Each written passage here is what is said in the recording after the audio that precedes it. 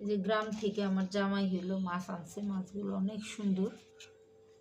কিন্তু আমি এত গুঁড়া মাছ কিভাবে কাটবো? বেশি গুঁড়া না হইলেও পরিমাণে অনেকগুলো তো।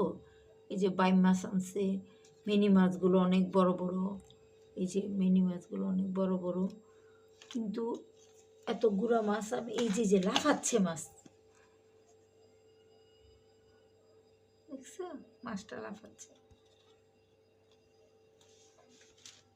এখন একটু শুরু করলাম, দেখি আজকে মনে হয় ঘন্টা 2 ঘন্টা লাগবে মাছগুলো কাটতে। আর বেশিরভাগ মাছই লিপ্টন ডিম ডিম হয়েছে। এই যে দেখো ডিম। বাইমগুলো কি টুকরো করে ফেলবো ইয়া কাইকেগুলা?